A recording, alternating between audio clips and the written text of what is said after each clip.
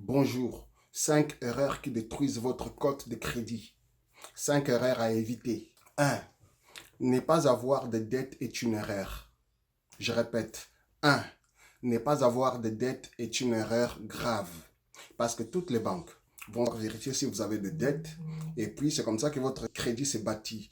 Quelqu'un qui a zéro cote de crédit parce qu'il ne prend pas de dettes, c'est quelqu'un qui est en très mauvaise position que quelqu'un qui a un mauvais crédit. Moi, par exemple, à un moment donné, je prenais plus de dette. Pendant 2-3 ans, je me disais que je vais plus, j'en achetais que cash. C'est que les choses que j'avais besoin. Sinon, je ne prenais plus de crédit du tout. Dites-vous que c'était une erreur. Parce que quand est arrivé le moment pour moi de m'acheter une maison, j'ai remplissé toutes les conditions. Et puis, je me disais que mon crédit était bon parce que je n'avais pas de dettes, ni rien. Arrivant à la banque m'a accepté. Mais assureur, la SCHL a refusé. Pourquoi? Parce que j'avais pas une historique de crédit. Donc, vous comprenez. Donc, juste le fait que j'avais pas l'historique de crédit, ça a été refusé. C'est pour vous dire que l'erreur numéro 1 n'est pas avoir de dettes. Au Canada, le système est fait comme ça. En Amérique, en fait, ou même en Occident, le système est fait comme ça. Il faut avoir des dettes. Donc, c'est un système capitaliste. L'erreur numéro 2, si vous avez des comptes, des vieilles cartes de crédit, tout ça, ne jamais les fermer.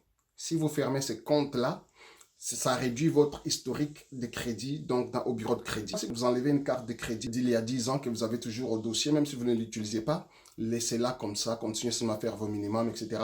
Parce que si vous enlevez cette carte avec toute la durée, en fait, ce que ça va faire, c'est que toute la durée s'enlève aussi à votre historique de crédit que vous pouvez perdre facilement comme ça. Erreur numéro 2 à ne pas faire. L'erreur numéro 3, ne pas faire plusieurs demandes de crédit. Comme là, ça réduit considérablement votre crédit.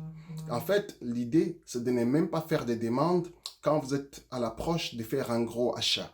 Disons, 6 mois, 8 mois avant, ne faites aucune demande. Les limites de crédit, il ne faut pas que vous dépensiez plus que 20%. Si vous avez par exemple 5 cartes de crédit ou dans chacune des cartes de crédit, il y a peut-être 1000 $.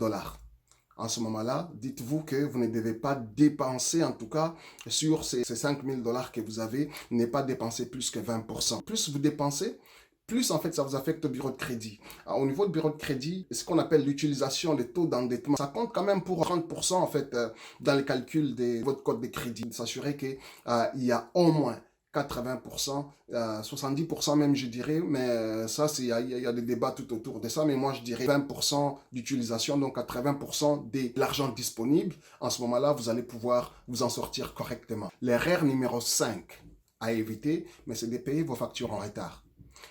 Dites-vous que payer une facture en retard, c'est comme si vous n'avez pas payé du tout. Et ça affecte vraiment. Comme j'ai parlé dans d'autres vidéos, il faut payer au moins le minimum à temps. Et puis, toujours, bien sûr, c'est conseillé de payer un peu plus parce que comme ça, vous payez moins d'intérêt, mais au moins payer le minimum chaque mois. Donc, c'est vraiment les 5 erreurs à éviter pour avoir une bonne cote de crédit en 2020. Allez, je vous dis merci et puis à la prochaine.